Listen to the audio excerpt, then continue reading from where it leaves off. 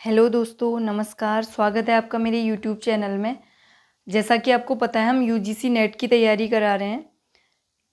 इसकी जो 4th unit है वो चल रही है अभी, वैचारिक पृष्ठभूमि। इसमें आज का हमारा टॉपिक है हिंदी नवजागरण और महावीर प्रसाद द्विवेदी। ठीक है, इससे पहले कि आपको टॉपिक पढ़ने हैं, देखने हैं, तो आप पहले की वीडियो में देख सकते हैं।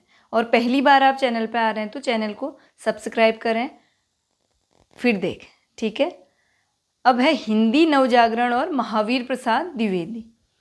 हिंदी नवजागरण के दूसरे चरण में महावीर प्रसाद द्विवेदी और उनके द्वारा संपादित पत्रिका सरस्वती ने समाज, भाषा और साहित्य में रूढ़ियों को तोड़कर तार्किकता व आधुनिकता की स्थापना की। ठीक है, जो हिंदी नवजागरण का पहला चरण आपने पढ़ा है इससे पहले, भारतेंदु युग। ठीक है, अब दूसरा है द्विवेदी युग, जिसमें द्विवेदी युग किसके नाम पर पड़ा है? यह पड़ा है महावीर प्रसाद द्विवेदी। दूसरा चरण माना जाता है महावीर प्रसाद द्विवेदी और उनके द्वारा जो संपादित पत्रिका है, प्रसिद्ध पत्रिका सरस्वती ने क्या किया? समाज, भाषा और साहित्य में जो रूढ़ियाँ थी उनको तोड़कर तार्किकता और आधुनिकता की स्थापना की। ठीक है, द्विवेदी जी का जन्म सन 1864 ईस्वी में दौलतपुर रायबरेली उत्तर प्रदेश में हुआ था। ठीक है, अब जो सरस्वती पत्रिका है उसका संपादन किया द्विवेदी जी ने 1903 से 1920 तक। ठीक है, याद रखना है आपको, आ जाता है कि द्विवेदी जी ने सरस्वती पत्रिका का संपादन कब से कब तक किया? 1903 से 1920 तक। ठीक है, जब इन्होंने 1903 में सरस्वती पत्रिका का कार्यभार संभाला तो इस पत्रिका के माध्यम से मैथिली शरण गुप्त, अयोध्या सिंह उपाध्याय हरिऔध जैसे प्रतिभावान जो नए रचनाकार हैं उनको गढ़ा। ठीक है, सरस्वती पत्रिका के माध्यम से जब इन्होंने इसका पत्रिका कार्यभार संभाला तो इन्होंने इस पत्रिका के माध्यम से मैथिली शरण गुप्त और अयोध्या सिंह उपाध्याय जैसे जो प्रतिभावान नए रचनाकार हैं उनको गढ़ा, जिससे साकेत किसकी रचना है? साकेत है मैथिली शरण गुप्त की और प्रिय प्रवास है अयोध्या सिंह उपाध्याय जैसे महाकाव्यों का जन्म हुआ। ठीक है, यदि द्विवेदी जी इन दोनों रचनाकारों को आगे नहीं लाते सबके सामने तो ये जो दो महाकाव्य हैं साकेत और प्रिय प्रवास, ये हमारे सामने नहीं आते। हिंदी साहित्य में द्विवेदी युग इन्हीं के नाम से पड़ा। जो हिंदी साहित्य है उसमें जो द्विवेदी युग है वो महावीर प्रसाद द्विवेदी के नाम पर ही पड़ा है, जो नवजागरण का मुख्य वाहक बना। जो द्विवेदी युग है वो नवजागरण का मुख्य वाहक बना है। अब जो सरस्वती पत्रिका है वह केवल कविताएं नहीं, उसमें सिर्फ कविताएं नहीं होती थी, बल्कि उसमें विज्ञान, इतिहास, अर्थशास्त्र और उद्योग जैसे विषयों पर भी लेख छापे जाते थे। ठीक है, सरस्वती पत्रिका एक ही कविता तक सीमित नहीं रही, उसमें विज्ञान, इतिहास, अर्थशास्त्र और उद्योग जैसे जो विषय है उन पर भी लेख छापे जाते थे। ठीक है, अब जो द्विवेदी जी का जो योगदान है हिंदी नवजागरण में, हिंदी साहित्य में, उसके बारे में देखते हैं। ठीक है, पहला देखिए, इन्होंने अव्यवस्थित और अप्रयुक्त शब्दों को हटाकर एक मानक हिंदी रूप स्थापित किए। जो द्विवेदी जी हैं, इन्होंने जो अव्यवस्थित शब्द थे, अप्रयुक्त शब्द से उनको हटाकर हिंदी से एक मानक हिंदी रूप स्थापित किया। ठीक है, बड़ा योगदान है इनका। दूसरा है, द्विवेदी जी ने लेखकों को केवल रीतिकाल की श्रृंगारिकता तक सीमित न रहकर विज्ञान, इतिहास, अर्थशास्त्र और समाज सुधार पर लिखने के लिए प्रेरित किया। द्विवेदी जी ने जो उस समय के लेखक थे उनको रीतिकाल की श्रृंगारिकता तक ही सीमित नहीं रखा, क्योंकि उस समय के जो कवि थे वो रीतिकाल की श्रृंगारिकता से प्रभावित थे और उसी पे अपने लेख लिखते थे या अपनी कविताएं लिखते थे, रचना करते थे। लेकिन जो द्विवेदी जी हैं उन्होंने उन लेखकों को विज्ञान, इतिहास, अर्थशास्त्र और समाज सुधार पर लेख लिखने के लिए या अपनी रचना करने के लिए प्रेरित किया। ठीक है, अगला योगदान है जो हमने पहले पढ़ा है कि इन्होंने जो अव्यवस्थित और अप्रयुक्त शब्द हैं उनको हटाकर एक मानक हिंदी रूप स्थापित किया है। द्विवेदी जी ने लेखकों की भाषा की अशुद्धियों, जो लेखक उस समय लिख रहे थे उनकी भाषा की अशुद्धियों को बेबाकी से सरस्वती में छापा। जो इनकी पत्रिका है सरस्वती, उसमें जो लेखकों की भाषा की अशुद्धियाँ थी उन्होंने सीधे सीधे अपनी सरस्वती पत्रिका में छापा, जिससे लेखकों में सुधार की प्रवृत्ति बढ़ी। क्योंकि सरस्वती पत्रिका में उनकी गलतियाँ जब छपने लगी तो इससे लेखकों में सुधार की प्रवृत्ति बढ़ने लगी। ठीक है, अगला योगदान है द्विवेदी जी की प्रसिद्ध कविता कवि कर्तव्य और लेख हिंदी भाषा की उत्पत्ति नवजागरण के वैचारिक दस्तावेज माने जाते हैं। तो द्विवेदी जी की प्रसिद्ध कविता है कवि कर्तव्य और इनका लेख है हिंदी भाषा की उत्पत्ति नवजागरण के वैचारिक दस्तावेज माने जाते हैं। ठीक है, इन्होंने साहित्य में मनोरंजन के साथ साथ उपदेश, नैतिकता और राष्ट्र प्रेम को सर्वोपरि स्थान दिया। इन्होंने क्या किया, इन्होंने कहा कि साहित्य केवल मनोरंजन के लिए नहीं है, उसके साथ साथ उसमें उपदेश होना चाहिए, कुछ नैतिकता और राष्ट्र प्रेम भी होना चाहिए। राष्ट्र प्रेम को इन्होंने सर्वोपरि स्थान दिया। अगला योगदान है द्विवेदी जी ने ब्रज भाषा की जगह खड़ी बोली को काव्य भाषा के रूप में स्थापित किया। द्विवेदी जी ने क्या किया, जो ब्रज भाषा है उसकी जगह खड़ी बोली को काव्य भाषा के रूप में स्थापित किया। इन्होंने नियम बनाया कि गद्य और पद्य दोनों की भाषा केवल खड़ी बोली होगी, जिससे हिंदी में एक रूपता आए। इन्होंने एक नियम बनाया कि जो गद्य और पद्य की भाषा होगी वो दोनों क्या खड़ी बोली होगी। भारतेंदु युग में देखा होगा गद्य की भाषा तो क्या है, खड़ी बोली है, लेकिन जो पद्य की भाषा है उस समय ब्रज भाषा थी। इन्होंने नियम बना दिया कि गद्य और पद्य दोनों की भाषा खड़ी बोली होगी, जिससे हिंदी में एक रूपता आए। अगला है द्विवेदी जी ने अपने लेखों के द्वारा ब्रिटिश सरकार की आर्थिक नीतियों का पर्दाफाश किया। इन्होंने ऐसे लेख लिखे जिससे ब्रिटिश सरकार की आर्थिक नीतियों का पर्दाफाश हुआ। उनकी प्रेरणा से मैथिली शरण गुप्त ने भारत भारती 1912 में की रचना की। ठीक है, इनकी प्रेरणा से ही मैथिली शरण गुप्त ने भारत भारती की रचना की, जिसने पूरे देश में स्वतंत्रता संग्राम की लौ जलाई। ठीक है, जो मैथिली शरण गुप्त की रचना है भारत भारती, इससे पूरे देश में स्वतंत्रता संग्राम की लौ जली। इसमें इन्होंने लिखा है केवल मनोरंजन न कवि का कर्म होना चाहिए, उसमें उचित उपदेश का भी मर्म होना चाहिए। ये लिखा है मैथिली शरण गुप्त ने। ठीक है, अगला योगदान है द्विवेदी जी ने उपेक्षिता नारी लक्ष्मण की पत्नी जो उर्मिला है पर लिखने के लिए कवियों को प्रेरित किया। जिससे क्या हुआ, जिससे साहित्य में महिलाओं को सम्मानजनक स्थान मिला। इससे जब इन्होंने प्रेरित किया कि इस पर भी हमें लिखना चाहिए, इससे महिलाओं को साहित्य में सम्मानजनक स्थान मिला।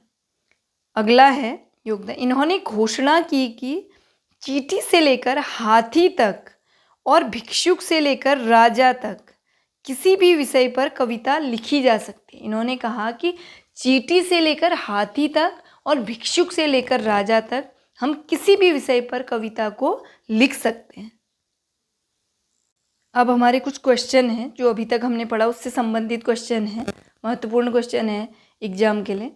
देखिए, पहला प्रश्न है आज हम जो कुछ भी हैं उन्हीं के बनाए हुए हैं। यदि पंडित महावीर प्रसाद द्विवेदी न होते तो अभी बेचारी हिंदी कोसों पीछे होती। महावीर प्रसाद द्विवेदी के संबंध में यह प्रसिद्ध कथन किस विद्वान का, किसका है यह प्रसिद्ध कथन, बताइए आप, आपने पढ़ा होगा पहले। यह है आचार्य रामचंद्र शुक्ल का। ठीक है, वो कह रहे हैं कि महावीर प्रसाद द्विवेदी न होते तो जो हिंदी है वो कोसों पीछे होती। ठीक है, यह कथन है आचार्य रामचंद्र शुक्ल का। शुक्ल जी ने जो इनका ग्रंथ है हिंदी साहित्य का इतिहास 1929 में लिखा। द्विवेदी जी के भाषा परिष्कार को रेखांकित किया। ठीक है, भारतेंदु युग में जो लेखकों की भाषा है उसमें व्याकरण की अशुद्धता और एकरूपता की कमी थी। जैसे कोई जॉन लिखता था तो कोई जो को कोई जॉन लिखता था, कोई जो लिखता था। ठीक है, लेकिन द्विवेदी जी ने सरस्वती के माध्यम से लेखकों के विराम चिन्हों, कारक चिन्हों और व्याकरण को सुधारा है। ठीक है, इसलिए शुक्ल जी ने उन्हें क्या कहने हैं, शुक्ल इन्हें भाषा का व्यवस्थापक, इनको भाषा का व्यवस्थापक भी कहा है। ठीक है, अब देखिए अगला प्रश्न, महावीर प्रसाद द्विवेदी कृत संपत्ति शास्त्र, इन्होंने एक लिखा पुस्तक संपत्ति शास्त्र 1907 में, का मुख्य विषय क्या है? संपत्ति शास्त्र का मुख्य विषय क्या है? इसका है अर्थशास्त्र और ब्रिटिशकालीन भारत की आर्थिक दुर्दशा। ठीक है, द्विवेदी जी ने जो संपत्ति शास्त्र पुस्तक है उसमें भारत के धन के विदेश जाने, जो ब्रेन ड्रेन हो रहा है और ड्रेन ऑफ वेल्थ हो रहा है, की समस्या को बहुत सरल हिंदी में समझाया। यह पुस्तक मूलतः दादा भाई नौरोजी के आर्थिक सिद्धांतों और poverty and un-British rule in India पर आधारित थी। ठीक है, यह जो इनकी पुस्तक है क्या, संपत्ति शास्त्र। इन्होंने माना कि नवजागरण का अर्थ केवल भाषा सुधार नहीं बल्कि देश की दशा पर सुधार करना भी था। इन्होंने माना कि जो नवजागरण है उसका अर्थ केवल भाषा सुधार नहीं है बल्कि देश की दशा भी सुधरनी चाहिए, मान रहे हैं। ठीक है, इसका विषय है संपत्ति शास्त्र का अर्थशास्त्र और ब्रिटिशकालीन भारत की आर्थिक दुर्दशा। याद रखना है आपको। अगला प्रश्न बनता है, ज्ञान राशि के संचित कोश का नाम ही साहित्य है। साहित्य की यह परिभाषा किस विद्वान ने दी? साहित्य की यह परिभाषा किसने दी है? यह दी है महावीर प्रसाद द्विवेदी ने। ठीक है, द्विवेदी जी की साहित्य को लेकर अत्यंत प्रगतिशील परिभाषा है जो ये परिभाषा दी है इन्होंने। उनका मानना था कि साहित्य केवल कोरी कल्पना या मनोरंजन नहीं है। इनका मानना है कि जो साहित्य है वह कोई कल्पना नहीं है, कोई मनोरंजन नहीं है, बल्कि उसमें युग का ज्ञान, विज्ञान, इतिहास और अनुभव संचित होना चाहिए। यह विचार नवजागरण की वैचारिक और तार्किक चेतना से मेल खाता है, जो है कि ज्ञान राशि के संचित कोश का नाम ही साहित्य है। ठीक है, अब अगला प्रश्न है, महावीर प्रसाद द्विवेदी ने किस उपनाम से सरस्वती में अपनी कुछ कविताएं और आलोचनात्मक लेख लिखे थे? किस उपनाम से लिखे थे? वह है इनका भुजंग भूषण भट्टाचार्य। ठीक है, क्या होता था, जब द्विवेदी जी को सरस्वती में अन्य लेखकों की भाषा या विचारों की आलोचना करनी होती, जब द्विवेदी जी को किसी अन्य लेखक या लेखकों की जो भाषा है और विचारों की आलोचना करनी होती थी या कुछ प्रयोग करने होते थे, तो वो सीधे संपादक के नाम से विवाद खड़ा कर सकते थे। ठीक है, सीधे लिख देते। तब उन्होंने संपादक के नाम से, अपने नाम से न लिखकर अपने जो छद्म नाम है उनका प्रयोग करते थे। ठीक है, उनमें से एक नाम है ये भुजंग भूषण भट्टाचार्य। इसके अलावा इनका दूसरा नाम है सुकवि किंकर। सुकवि किंकर नाम से भी ये अपना लेख लिखते थे सरस्वती पत्रिका में। ठीक है, अब अगला प्रश्न है, महावीर प्रसाद द्विवेदी और हिंदी नवजागरण, महावीर प्रसाद द्विवेदी और हिंदी नवजागरण पुस्तक के लेखक कौन है जिसने इस विषय को वैचारिक धरातल पर प्रतिष्ठित किया? कौन है महावीर प्रसाद द्विवेदी और हिंदी नवजागरण पुस्तक के लेखक? यह हैं डॉक्टर रामविलास शर्मा। ठीक है, रामविलास शर्मा एक मार्क्सवादी आलोचक हैं। इन्होंने अपनी पुस्तक जो है महावीर प्रसाद द्विवेदी और हिंदी नवजागरण में यह सिद्ध किया है कि द्विवेदी जी केवल भाषा सुधारक नहीं थे। ये कह रहे हैं कि द्विवेदी जी जो हैं वो भाषा सुधारक ही नहीं थे, बल्कि उन्होंने हिंदी भाषी समाज को एक नई राजनीतिक, आर्थिक और सांस्कृतिक चेतना दी थी। इन्होंने भारतेंदु युग के नवजागरण को आगे बढ़ाया द्विवेदी जी ने। ठीक है, अगला प्रश्न है, महावीर प्रसाद द्विवेदी के किस प्रसिद्ध निबंध ने मैथिली शरण गुप्त को साकेत महाकाव्य लिखने की प्रेरणा दी? किसने दी साकेत महाकाव्य लिखने की प्रेरणा? यह कवियों की उर्मिला विषयक उदासीनता। ठीक है, इनका निबंध है महावीर प्रसाद द्विवेदी का कि कवियों की उर्मिला विषयक उदासीनता, जो सरस्वती में 1908 में प्रकाशित हुई। ठीक है, इस निबंध से ही प्रभावित होकर उन्होंने मैथिली शरण गुप्त ने साकेत महाकाव्य लिखा। ठीक है, हमारे प्राचीन काव्यों जैसे रामायण में आपने देखा होगा लक्ष्मण की पत्नी उर्मिला के त्याग की उपेक्षा की गई थी। द्विवेदी जी ने क्या किया, 1908 में इस विषय पर लेख लिखा।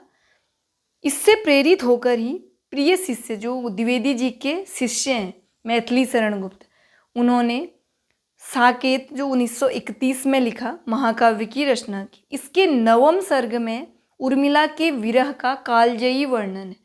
जो इसका 9वां सर्ग है साकेत का, इसमें उर्मिला के विरह का कालजयी वर्णन आपको देखने को मिल जाएगा। ठीक है, आप लोग भी पढ़िए साकेत महाकाव्य, आपको भी नई जानकारी मिलेगी। उनका कवि की महानता या उनका लेखन शैली उनकी से आप भी बहुत प्रभावित होंगे। ठीक है, मैथिली शरण गुप्त के। अब अगला प्रश्न है, महावीर प्रसाद द्विवेदी ने सरस्वती पत्रिका में सन 1914 में हीरा डोम की किस कविता को छापा था, जो हिंदी नवजागरण में दलित चेतना की पहली कविता मानी जाती है। ठीक है, 1914 में इन्होंने सरस्वती पत्रिका में हीरा डोम की किस कविता को छापा, जो हिंदी नवजागरण में दलित चेतना की पहली कविता मानी जाती है। यह है अछूत की शिकायत। ठीक है, जो हिंदी नवजागरण का एक प्रमुख स्तंभ सामाजिक सुधार और अछूतों का उद्धार था। ठीक है, 1914 में क्या हुआ, सरस्वती में छपी जो हीरा डोम की भोजपुरी कविता है, ठीक है, हीरा डोम की अछूत की शिकायत को हिंदी की पहली दलित कविता स्वीकार किया जाता है। द्विवेदी जी ने सामंती रूढ़ियों को तोड़ते हुए एक शोषित वर्ग की आवाज को मुख्य धारा की साहित्यिक पत्रिका में जगह दी। ठीक है, याद रखना है आपको। अगला प्रश्न है, महावीर प्रसाद द्विवेदी के जो निबंध हैं उनका प्रकाशन वर्ष के अनुसार सही क्रम है। ठीक है, प्रकाशन वर्ष के अनुसार सही क्रम है। पहला है नाट्यशास्त्र 1904 में, फिर है कालिदास की निरंकुशता 1905 में हुआ, संपत्ति शास्त्र 1907 और रसज्ञ रंजन है 1920 आ जाता है प्रकाशन वर्ष के अनुसार। तो आपको प्रकाशन वर्ष याद रखना है 1904, 5, 7 और 20। नाट्यशास्त्र, कालिदास की निरंकुशता, संपत्ति शास्त्र और रसज्ञ रंजन। ठीक है, अगला प्रश्न देखिए, महावीर प्रसाद द्विवेदी ने किस कवि की भाषा और गलतियों को लेकर आत्माराम की टेंटें शीर्षक से आलोचनात्मक लेख लिखा था। ठीक है, किस कवि की भाषा की गलतियों से, यह है बाल मुकुंद गुप्त। ठीक है, जो अस्थिरता शब्द है इसको लेकर दोनों में लंबा विवाद चला था, बाल मुकुंद गुप्त और महावीर प्रसाद द्विवेदी में। ठीक है, द्विवेदी जी ने जो अपना लेख है उसमें अस्थिरता शब्द का प्रयोग किया था, लेकिन जो बाल मुकुंद गुप्त हैं उन्होंने आत्माराम नाम से उस शब्द की व्याकरणिक शुद्धता पर सवाल उठा दिए। इसके जवाब में द्विवेदी जी ने सर्कस और आत्माराम की टेंटें लेख लिखे। यह विवाद हिंदी साहित्य के इतिहास में भाषा की शुद्धता को लेकर हुआ सबसे बड़ा शास्त्रार्थ माना जाता है। ठीक है, इन दोनों के बीच, बाल मुकुंद गुप्त और महावीर प्रसाद द्विवेदी के बीच। अब अगला प्रश्न है कविता कलाप। ठीक है, कविता कलाप 1909 काव्य संग्रह का संपादन किसने किया? कविता कलाप, जिसमें नवजागरण कालीन कवियों की कविताएं संकलित थी। उसमें नवजागरण कालीन जो कवि हैं उनकी कविताएं संकलित थी। यह महावीर प्रसाद द्विवेदी ने कविता कलाप 1909 में काव्य संग्रह का संपादन किया, जिसमें नवजागरण कालीन जो कवि हैं उनकी रचनाएं संकलित थी। अब अगला प्रश्न देखिए, स्त्री कवि कौमुदी जैसी रचनाओं के माध्यम से द्विवेदी युग में किस विमर्श को गति मिली? जो नवजागरण का एक अनिवार्य हिस्सा था, किसको मिली? यह है स्त्री विमर्श और नारी शिक्षा को इन्होंने अपने उसमें प्रमुखता से रखा। ठीक है, स्त्री विमर्श और नारी शिक्षा को अपने स्त्री कवि कौमुदी जैसी रचनाएं हैं इनमें इन्होंने प्रमुखता से स्त्री विमर्श और नारी शिक्षा को प्रमुखता से रखा। ठीक है, अब अगला प्रश्न देखिए, निराला जी की किस प्रसिद्ध कविता को महावीर प्रसाद द्विवेदी ने सरस्वती पत्रिका में छापने से इनकार कर दिया था, जिसे बाद में मुक्त छंद की ऐतिहासिक कविता माना गया?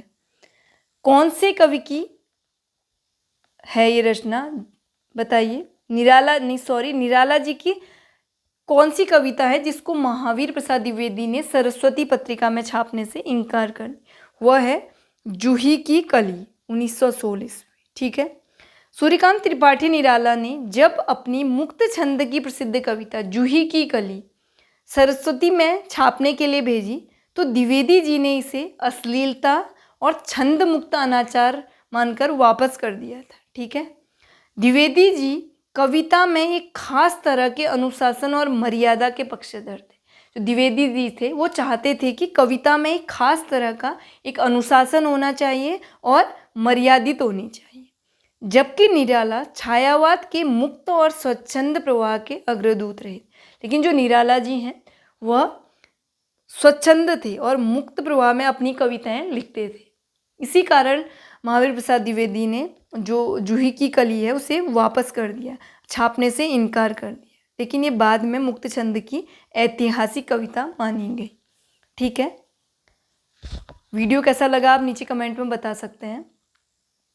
चैनल को आप पहली बार आ रहे हैं तो सब्सक्राइब करें और लाइक करें और अपने दोस्तों को शेयर करें। ठीक है, कुछ और क्वेश्चन पढ़ने हैं या कहीं पर कोई आपको कंफ्यूज हो रहा है तो नीचे आप कमेंट में पूछ सकते हैं। धन्यवाद।